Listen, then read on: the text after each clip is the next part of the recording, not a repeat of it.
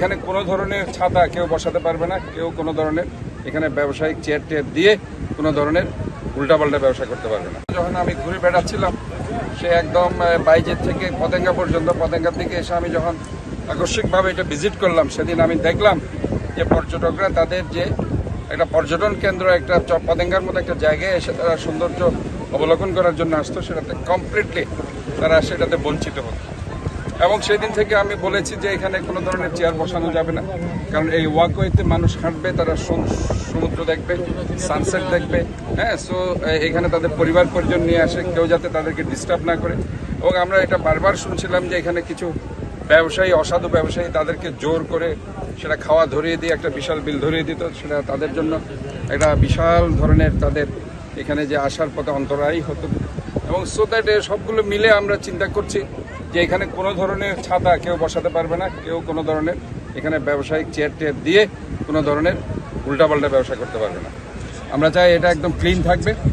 এবং এখানে অনেক ধরনের আমরা ওই যে বাস্কেট দিয়েছে, যাতে ডাস্টবিনগুলো বাস্কেটে ফেলে, এখানে আরও প্রয়োজনে আমরা ডাস্টবিন আরও দিব।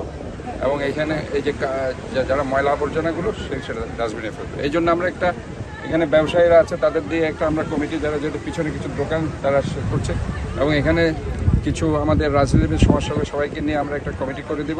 আমাদের যেটা টুরিস্ট পুলিশ আছে, স্থানীয় থানা আছে, সবাইকে নিয়ে, এবং জেলা প্রশাসন, সিটি এবং সিটি কর্পোরেশন থেকে কর্মকর্তা নিয়ে একটা কমিটি আমরা করে দিব, যারা সপ্তাহে অন্ততপক্ষে 2 দিনে সেটা মনিটরিং করে, এবং এখানে যাতে কোনো ধরনের কোনো ইয়া না থাকে, এবং পরিষ্কার পরিচ্ছন্নর ব্যাপারে ডেইলি এখানে যাতে পরিষ্কার পরিচ্ছন্ন রাখার ব্যবস্থা।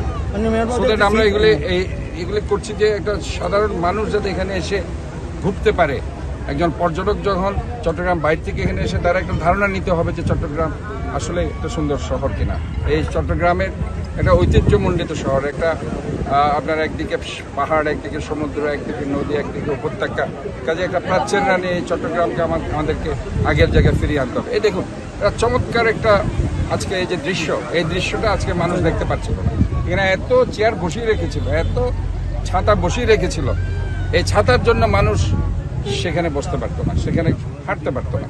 কাজে আমরা এটাকে উন্মুক্ত করে দিয়েছি, এবং এটা উন্মুক্ত থাকবে। যে এটাকে অন্তরায় হয়ে দাঁড়ায় যারাই, তাদের বিরুদ্ধে অবশ্যই আমি বলছি যে তাদের বিরুদ্ধে আইনগত ব্যবস্থা নেওয়া হবে।